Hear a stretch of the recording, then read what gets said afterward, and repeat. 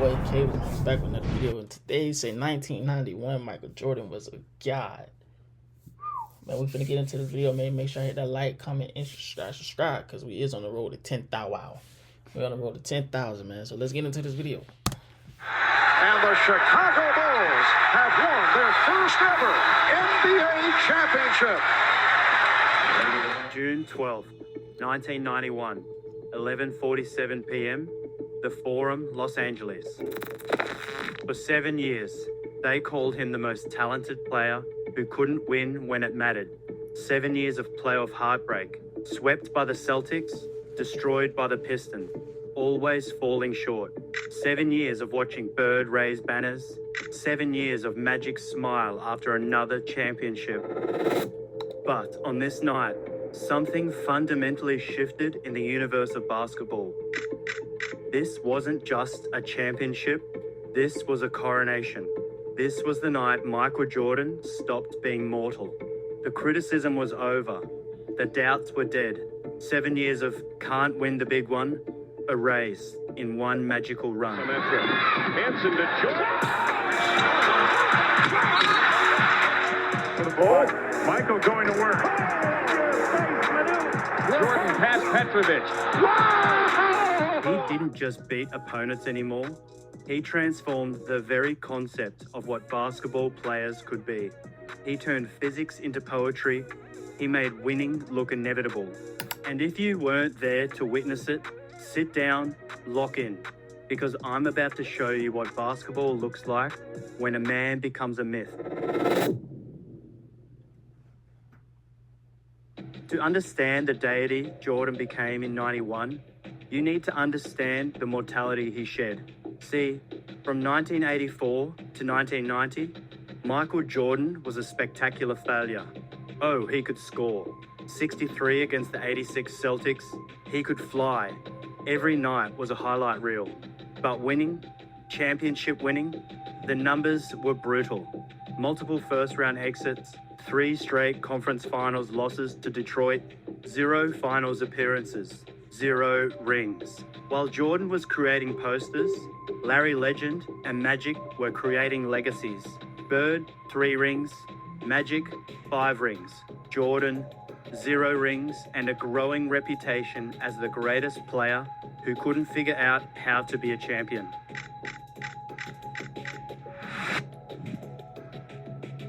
The Detroit Pistons made it personal. They didn't just beat Jordan, they punished him. Chuck Daly's Jordan rules were simple.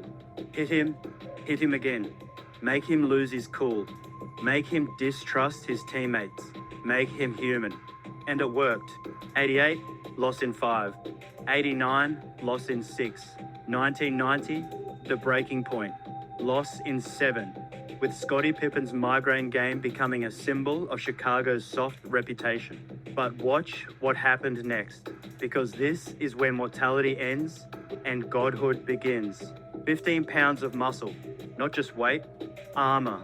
Jordan spent the summer of 1990 rebuilding his body with one purpose: to never be pushed around again. His trainer, Tim Grover, later said, Michael didn't want to get bigger, he wanted to get angrier.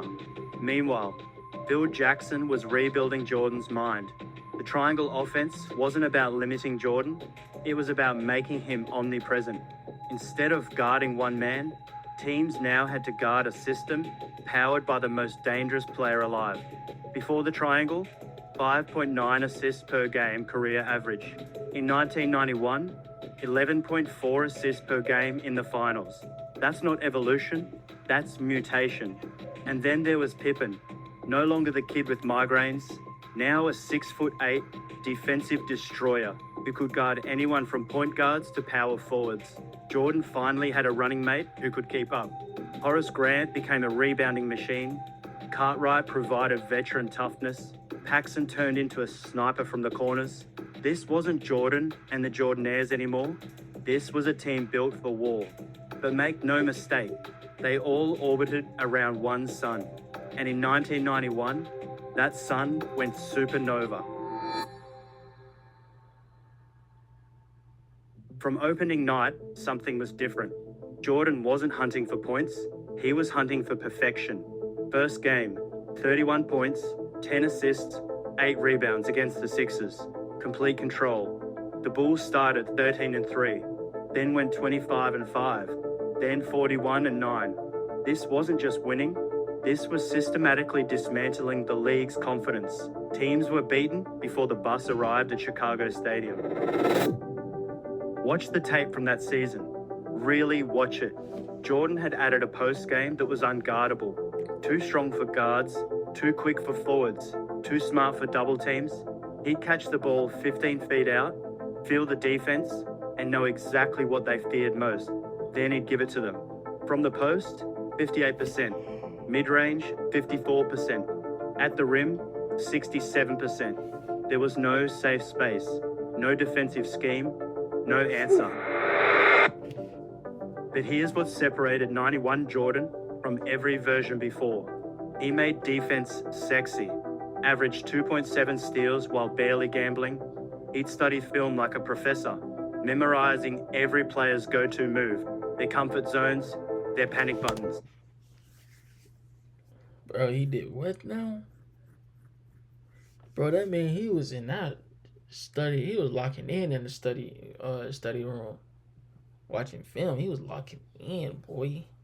Like, if you know the person go-to move, you know how many times you have to watch that over, over, over, over, and over, and over. Bro, he was locking in, bro. Clyde Drexler said it best. You'd think you had him beat, then realize he wanted you to think that. Jordan wasn't just playing defense, he was playing chess at 100 miles per hour. The old Jordan screamed at teammates for missing shots. The 91 Jordan, he'd pull them aside during free throws. Next time down, set a harder screen. I'll get you a better look. Leadership through precision, not just passion. By March, the Bulls weren't just winning, they were performing. Every game was a clinic, every quarter was a statement.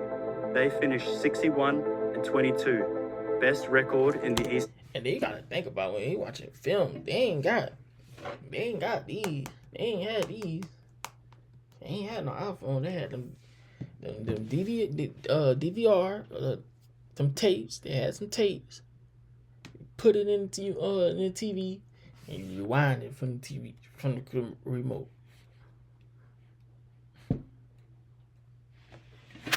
Or it probably was something different at that time. Y'all let me know, man. 91, I wasn't even thought of.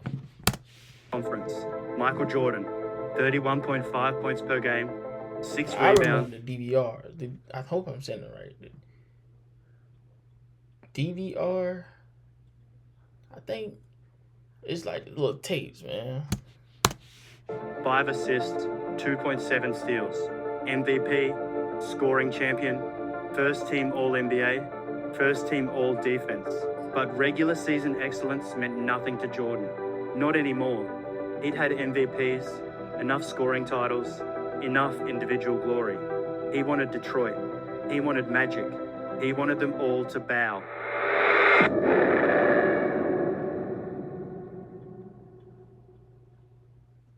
May 19th, 1991. The Palace of Auburn Hills. Piston fans came ready for another Bulls execution. They brought brooms, expecting a sweep. They'd get one, just not the kind they had imagined. From the opening tip, you could see it in the Pistons' eyes. Confusion. Jordan wasn't avoiding contact. He was initiating it. Lambier's cheap shots, Jordan absorbed them and smiled. Rodman's mind games, Jordan ignored them and scored. Thomas's trash talk, Jordan responded with silence and buckets. Game 1 final score, Bulls 94, Pistons 83. But the score didn't tell the story. This was psychological warfare, and Jordan had already won. Chuck Daly later admitted, "We knew in the first quarter of Game 1, our edge was gone. Michael wasn't that kid anymore. Game 2 was..." Yeah, y'all couldn't bully him no more. Couldn't play dirty. Like, come on, bro. What type of coach vouching for the team that play dirty, bro? For a movie for Detroit, Jordan didn't just beat them, he dissected them. 35 points on 74% shooting. Read that again. 74% against the team that invented defending him. But watch how he scored. No wild drives hoping for calls. Everything was calculated.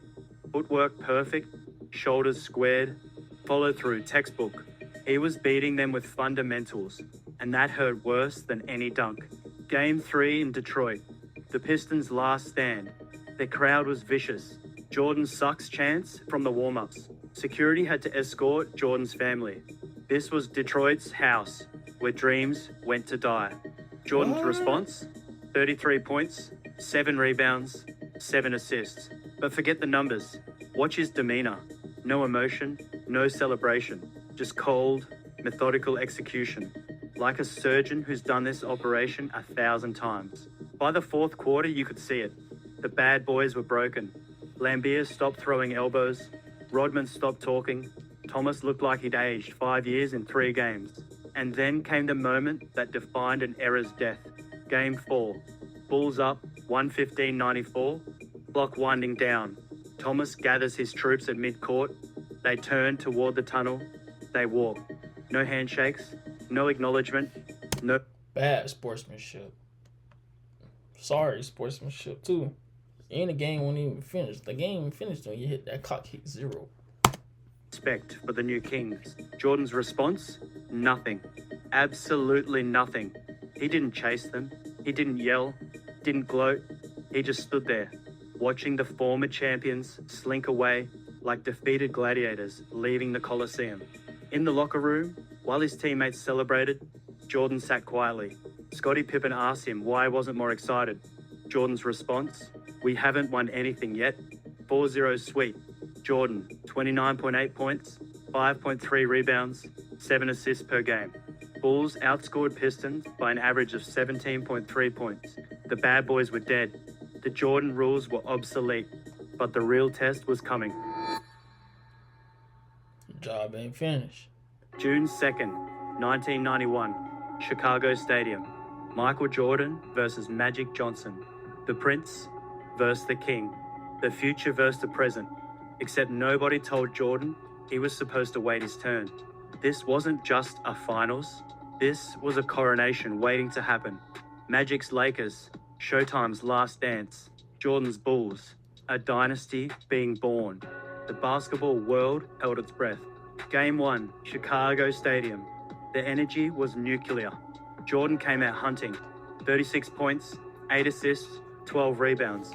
A complete performance. But the Lakers had one more Showtime moment left. Sam Perkins hitting clutch threes. Worthy finding creases in the defense. Final. Lakers 93, Bulls 91. But here's what scared the Lakers. Jordan didn't look frustrated. He looked intrigued. Like a chess master who just saw his opponent's best move and already knew how to counter it. Phil Jackson told the team one thing. They just showed us everything they have. We haven't even started. Game 2 was when the Lakers learned what playoff Jordan really meant. Not the spectacular Jordan, the surgical Jordan. Game 2, the Lakers came out desperate. More physical, more focused. They actually led at halftime. Phil Jackson's calm message to Jordan, they're showing you too much respect. Remind them why. Third quarter, Jordan drives baseline. Perkins and Divac converge. Jordan goes up with his right hand, sees the contact coming, and then... he switches to his left hand in mid-air. Not around the defenders, through them. The ball kisses the glass and drops. Chicago Stadium exploded. 20,000 people losing their minds. Not because of a home team basket, but because they just witnessed something that shouldn't exist. That play broke the Lakers' spirit. You could see it in their eyes. How do you game plan for someone who invents new possibilities mid-flight? Game 3 in Los Angeles. Series tied 1-1. The Forum. Magic's house. If the Lakers were going to seize control, it had to be done here. They threw everything. Zones, box and one, switching defense. Jordan's response, perfect balance. When they overplayed him, he facilitated. 13 assists. When they sagged off to stop his passing, he attacked. 29 points. A masterclass in reading defenses. Game 4 was Jordan at his most terrifying. Up 2-1, smell of a championship in the air. He could have coasted. Instead, pure aggression from the opening tip. 28 points. But more importantly, complete control. He wasn't just trying to win, he was trying to demoralize. Game 5, June 12th, 1991. One win from history. The old Jordan might have pressed, forced shots, tried too hard. The God version, he orchestrated a symphony. 30 points on 11 of 25 shooting. But the 10 assists told the real story. He was everywhere. Skip pass to Paxson in the corner, 3. Drive and dish to Grant, dunk. Post up, draw double team, find Pippen, layup. With 3 minutes left, up 15, Jordan caught the ball at the foul line. The entire Lakers defense sagged towards him. He looked at them, all 5 defenders cheating his way, smiled, and hit Paxson for another 3. Game over, series over, 7 years of doubt, over. When the buzzer sounded, Jordan didn't jump, didn't scream. He just walked to the ball, picked it up, and headed to the locker room. The celebration could wait. This moment was his. In that tiny visitors' locker room in Los Angeles, Michael Jordan, the man who turned weakness into strength, failure into fuel, finally let go. 7 years of can't win the big one, 7 years of watching others celebrate, 7 years of questions, gone. All this mean to me is stay down, keep grinding. Keep grinding. Because it's there. That's all it mean to me. As I see it. He waited 7 years to get his first ring. He kept losing, but he went back down. He was in the grinding. And kept grinding. Now look, 6 rings, one of the best ever, the greatest ever. Like, come on now. Gone. 5 games, Jordan, 31.2 points, 6.6 rebounds, 11.4 assists per game, 2.8 steals, 55.8% field goal percentage. Finals MVP, unanimous. Here's what nobody understood yet. Winning the championship didn't complete Jordan, it unleashed him. See, before 1991, Michael Jordan was a basketball player. After 1991, he was a global corporation disguised as an superstar. Athlete. The night commercials stopped selling shoes and started selling dreams. Air Jordan wasn't footwear, it was a belief system. Believe you could fly, believe you could win, believe you could be him. Within months, kids in Barcelona were doing tongue-wagging layups. Teenagers in Tokyo were wearing baggy shorts. Courts in Cairo had makeshift Jordan posters. This wasn't American cultural export. This was basketball imperialism. And Jordan was the emperor. The numbers were staggering. NBA ratings up 20%. Attendance records shattered wherever the Bulls played. Jordan's salary, $2.5 million. His Nike deal, $20 million. His impact on the league's value, immeasurable. David Stern later admitted, Michael didn't save the NBA, he transformed it. We went from a league with drug problems and tape-delayed finals to must-see global entertainment. That transformation has a name, Jordan. But the real impact wasn't in boardrooms. It was on playgrounds. Every kid taking a jumper was suddenly leaning back, tongue out. Every drive to the basket ended with an attempted layup package. Basketball wasn't just a game anymore, it was performance art.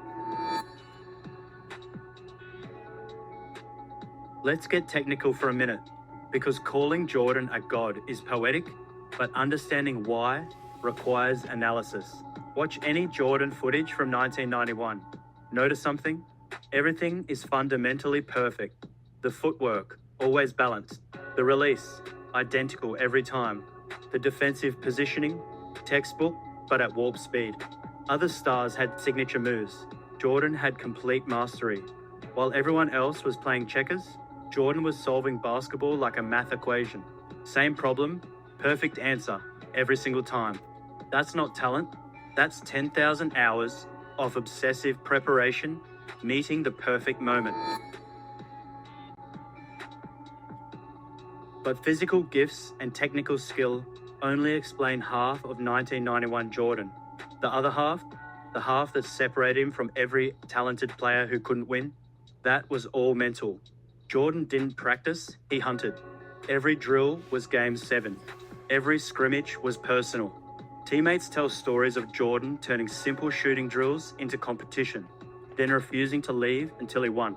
BJ Armstrong remembers, We'd be up 20 in a meaningless February game, and Mike would be furious because someone scored on him. He took every basket personally, every single one. The preparation was psychotic. Jordan studied every referee's tendencies. Which ones called hand checks tight, which ones let you play physical. He knew every arena's dead spots on the floor, which rims were soft, which courts were slippery. But the real edge was his memory. Jordan never forgot. You celebrated a dunk on him in November, he was dropping 40 on you in March. You talked trash in warm-ups, he was embarrassing you by halftime. Every slight, real or imagined, became fuel. And then there was the look. You know the one. Eyes narrowed, jaw clenched, absolute focus. When Jordan gave you that look, the game was over. Not eventually, right then. Because he decided you were going to lose. And his will was stronger than your hope. So why 1991? Why was this the year Michael Jordan transcended from superstar to superhuman? Simple. It was the perfect storm of preparation, meeting opportunity. Physical evolution, check. Mental maturity, check. System understanding, check. Supporting cast, check. Chip on the shoulder, check. Every element aligned.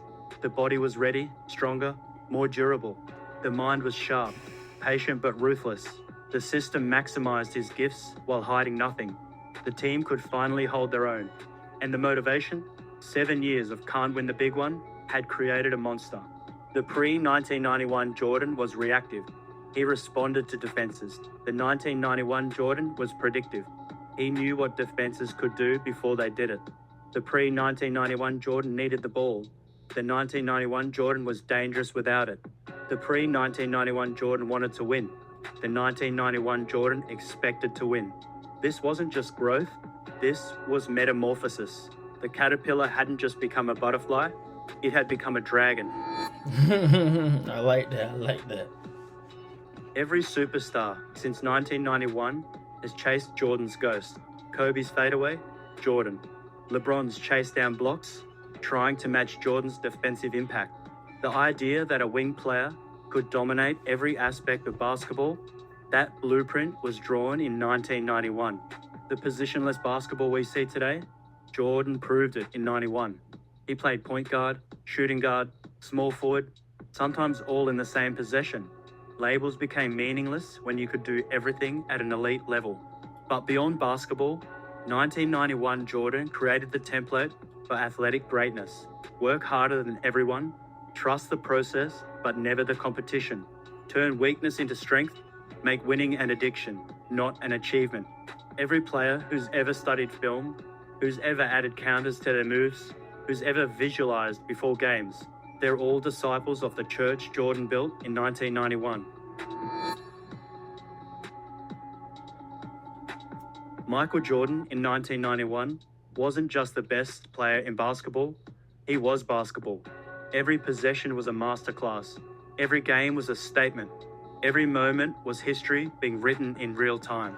He didn't just win a championship, he broke the sport's old hierarchy and rebuilt it with himself at the apex. Not through politics or luck or timing, through sheer, undeniable, terrifying excellence. 1991 Michael Jordan, NBA champion, Finals MVP, regular season MVP, first team All-NBA, first team All-Defense, scoring champion, and transformed basketball forever. They say Jordan played 15 seasons. That's wrong. Jordan played one season, 1991, and then spent the rest of his career reminding everyone what they'd witnessed. The championships that followed, the records, the moments, all echoes of what he became when he finally broke through. Because in 1991, Michael Jordan didn't just become a champion, he became inevitable. He became immortal. He became exactly what we'd been told was impossible. Perfect. Jordan in 1991 was a god, and if you don't believe me, well, you weren't paying attention. But here's the thing about gods. They're never satisfied with one miracle. What happened in 1993? Jordan didn't just repeat, he evolved into something even more terrifying. He became vengeful. Want to see what happens when God gets angry? Subscribe, because 1993 Jordan makes 91 look like a warm-up. Hey, man, y'all, hope y'all enjoyed this video. Y'all want to see what 92 Jordan was like? Man, y'all leave a comment down below and let me know, because we will be doing that. See y'all next video, man.